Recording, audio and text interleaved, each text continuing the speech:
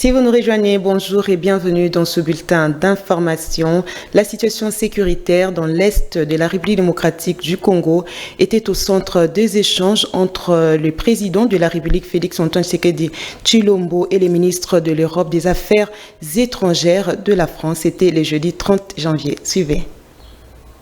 C'est suite à une série de communications en ligne entre Félix-Antoine Tshisekedi et Emmanuel Macron que Jean-Noël Barrot, ministre de l'Europe et des Affaires étrangères de la France, a été envoyé à Kinshasa par le président français. Au cours de sa première visite officielle à Kinshasa, l'émissaire du président Macron a été reçu par le président Félix Tshisekedi jeudi à la Cité de l'Union africaine. Les deux personnalités ont échangé autour de la situation sécuritaire qui secoue la partie Est, notamment les provinces du Nord Kivu et du Sud Kivu. En relatant la situation teintée des massacres et pillages de ressources naturelles, le chef de l'État a réitéré son indignation face à l'attaque de l'ambassade de la France au cours de la manifestation du 28 janvier à Kinshasa. Le président de la République a informé au patron de la diplomatie française que la RDC attend un peu plus d'action de la part de la France. Signalons que l'émissaire du président Macron n'a fait aucune déclaration au sortir de cette entrevue. Et puis, les présidents des assemblées provinciales de la République démocratique du Congo condamnent avec la dernière énergie l'offensive menée à Goma par l'armée rwandaise. Ils soutiennent les forces armées de la République démocratique du Congo et les Wazalendo et invitent la communauté internationale à prendre des mesures sévères à l'encontre du Rwanda. Suivez. Faisons la déclaration suivante.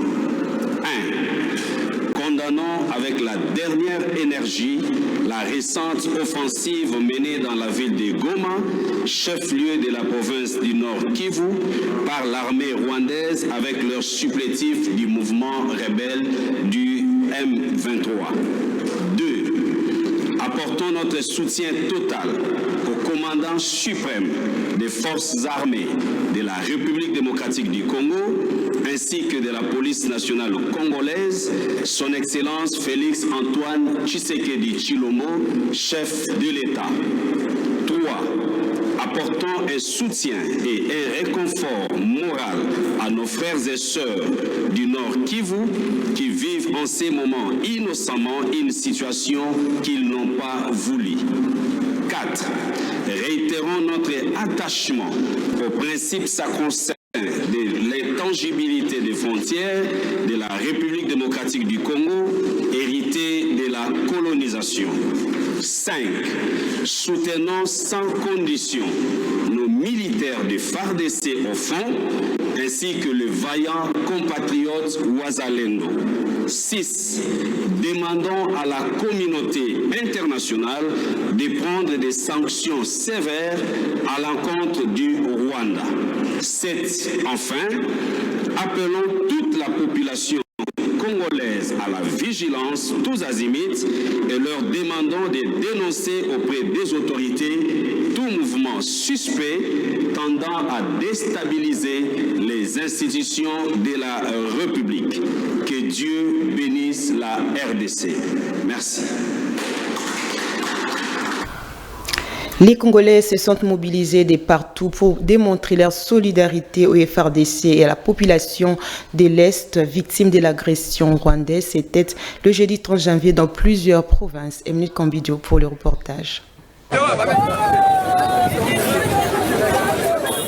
Le peuple congolais, déterminé plus que jamais à démontrer son soutien aux victimes de l'Est de la RDC. Les populations de plusieurs provinces étaient ce jeudi dans les rues pour la dite cause. À Kinshasa, suite au communiqué du ministère des Lessus, rendant ce jeudi 30 janvier journée sans cours, et pour les activités patriotiques, plusieurs étudiants ont manifesté, notamment ceux des Lunikin. Après quelques marches, des échauffourées ont été constatées entre ces derniers et les éléments de la police. La marche a finalement été étouffée. À Mbuji-Mayi, les autorités locales, la société civile et une foule immense ont marché pour exprimer leur soutien aux forces armées de la République et à la population victime de la barbarie rwandaise et ses supplétifs M23 AFC. Chants, cris, pancartes brandies, c'est ainsi que la population de Mbuji-Mayi dans la province du Kasaï oriental a démontré son soutien aux forces armées de la RDC. À Butembo, au Nord Kivu, ce fut également également une journée sans activité socio-économique. L'appel des mouvements citoyens a été respecté dans le but de protester contre la prise de Goma au Nord Kivu. Les Congolais, répandus dans les 26 provinces de la RDC, ne veulent qu'une seule chose, la paix dans la totalité du pays.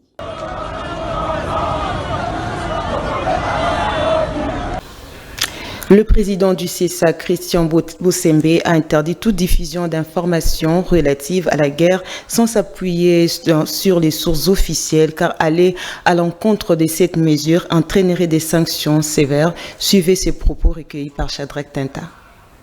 Les informations sur les victoires de la RDC sont mises au conditionnel, alors que les informations sur les rebelles et les terroristes sont tout de suite dans l'affirmatif. Nous avons dit que ça devrait cesser puisque on ne peut plus continuer comme cela. Et donc, dans l'acte du bureau, nous avons demandé aux journalistes de s'abstenir de diffuser des informations sur la guerre sans se référer aux sources officielles, parce qu'il faut le dire, désormais, un média qui prendra le risque de diffuser des informations au sujet de la guerre sans qu'il y ait des sources référentielles officielles, je vais le fermer, sans attendre quoi que ce soit. On va le fermer. Et il y a les médias aussi les médias doivent s'interdire toute diffusion des débats relatifs aux opérations militaires menées par les FARDC sans la présence d'un ou de plusieurs experts militaires, puisqu'on l'a dit.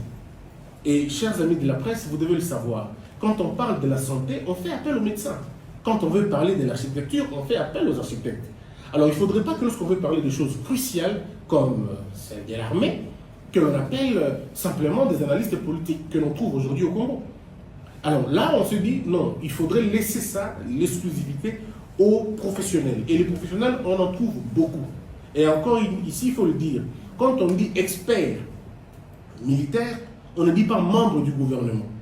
On ne dit pas forcément membre du pouvoir. Un expert militaire, peut-être un opposant, il n'y a pas de problème. Mais au moins, il a une certaine légitimité dans son rendu pour éviter tout amateurisme, parce que c'est très, très dangereux. Donc, les médias qui vont s'écarter de la logique, eh bien, on n'aura pas d'autre choix que d'aller dans ce sens-là.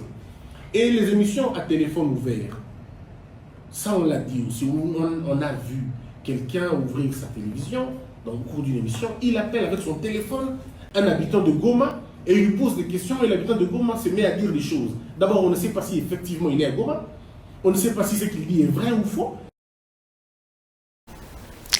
Pour finir, il y a eu lancement d'une grande collecte de sang en faveur des forces armées de la République démocratique du Congo, les Wazalendo blessés des guerres. Cette initiative louable est du ministère de la Santé publique. Plusieurs personnalités du pays y ont pris part, à l'instar de la Première ministre, la Première Dame et les ministres de la Santé publique. Emile Kambidio, c'est Mbavou, signe ce reportage.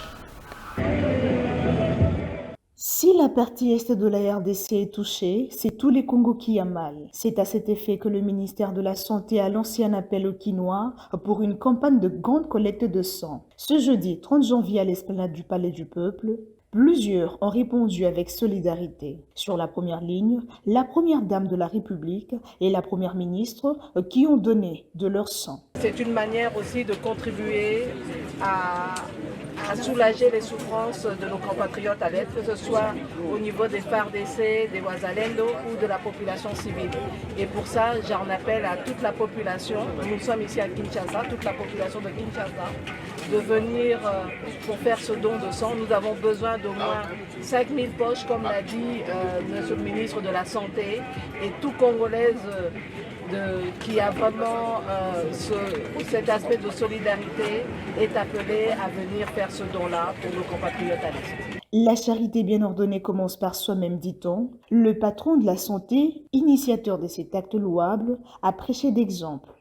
Nous avons, en tant que ministère, énormément de blessés dans nos structures de soins. Nous sommes très bien placés, nous, ministère de la Santé, pour savoir ce qui se passe. Parce que c'est nous qui recevons les blessés dans nos structures de soins. C'est nous qui voyons le type de blessures qu'il y a. Il y a des blessures par explosion, il y a des blessures par balle directe, il y a des blessures tranchées. Donc on a énormément de blessures et les capacités de nos structures de soins sont en train d'être dépassées. Alors, bien entendu, on peut se plaindre, mais on peut aussi agir. Donc au ministère de la Santé, nous avons décidé d'agir. Le docteur Roger Kamba a lancé un appel à ceux qui hésitent encore. On demande à tous les Congolais, tous ceux qui peuvent donner, venez donner. Vous ne perdez rien. Moi, je viens de donner. La première dame vient de donner le sang. La première ministre vient de donner. On a encore des ministres qui sont là encore en train de donner. Il n'y a aucune perte. Mais par contre, pour une poche de sang, c'est peut-être un enfant qu'on a sauvé. Donc, sachez que cet acte permet de sauver des vies. Ne croyez pas que c'est seulement les militaires qui peuvent sauver nos vies. L'acte que vous posez en donnant le sang sauve. C'est une première, mais pas la dernière. Le ministre a rassuré que cette initiative va s'étendre sur toute la capitale, mais aussi dans toutes les provinces de la République démocratique du Congo.